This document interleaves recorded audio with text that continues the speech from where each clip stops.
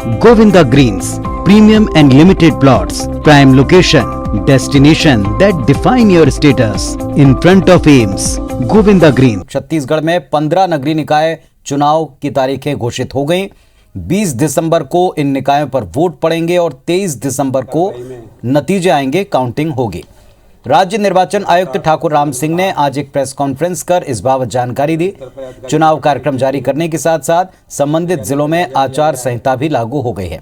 27 नवंबर को कलेक्टर की ओर से चुनाव अधिसूचना जारी होते ही ऑनलाइन नामांकन की प्रक्रिया शुरू हो जाएगी। राज्य निर्वाचन आयुक्त ठाकुर राम सिंह ने हमारे सहयोगी से बातचीत की, पूरी प्रक्रिया के बारे में बात बताई।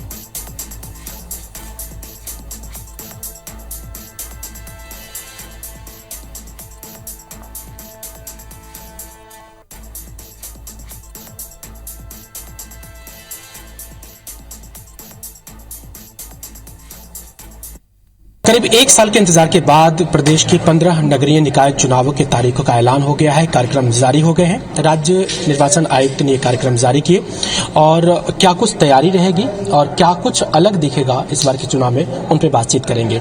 प्रोग्राम सर जारी हो गए, मोटे मोटे तौर पर क्या कुछ कार्यक्रम है? देखिए, आज से निर्वाचन की प्रक्रिया प्रारंभ हो गई है और कोविड गाइडलाइन का पालन हो, इस पर मेन फोकस रहेगा। तो दो बातों पर फोकस किया गया है कि ऑनलाइन नॉमिनेशन को प्रेरित किया जाए और कोविड गाइडलाइन का पालन हर प्रक्रिया में हो। जो 10-12 प्रक्रियाएं होती हैं निर्वाचन की, हर जगह उसका पालन हो और चुनाव निष्पक्ष, जैसे आपने कहा, चुनाव निष्पक्ष हों, स्वतंत्र हों, निर्भीक तौर पर हों, इस बात को सुनिश्चित करना है। और कोड ऑफ कंडक्ट का अक्षरशः पालन की जवाबदारी संबंधित कलेक्टर और एसपी की है।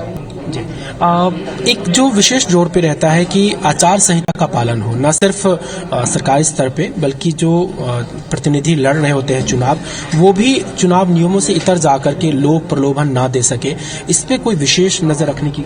हाँ, बिल्कुल। इसी का शिकायत का जो सेल बनाया जाता है, इसीलिए बनाया जाता है। कोड ऑफ कंडक्ट पालन करने का 2 स्तर पर होता है। एक शासकीय स्तर पर, इसमें अधिकारी कर्मचारी सम्मिलित हैं, शासन की घोषणाएं सम्मिलित हैं। एक होता है अभ्यर्थियों के लिए जो चुनाव लड़ रहे हैं, पॉलिटिकल पार्टीज के लिए।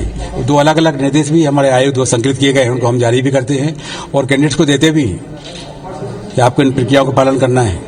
इसको आदर्श आचार संहिता का आपको कड़ाई से पालन करना है। उल्लंघन करेंगे तो फिर आपको तदनुसार कार्रवाई सुनिश्चित होगी।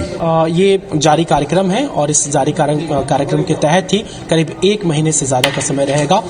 20 दिसंबर को चुनाव होंगे, 23 को मतगणना हो जाएगी और आज कार्यक्रम जारी हो चुका है। इसी के साथ जहां जहां चुनाव है वहां ये आचार संहिता भी लागू हो गया है। कैमरा पर्सन योगेंद्र के साथ राजेश राज, IBC 24 रायपुर।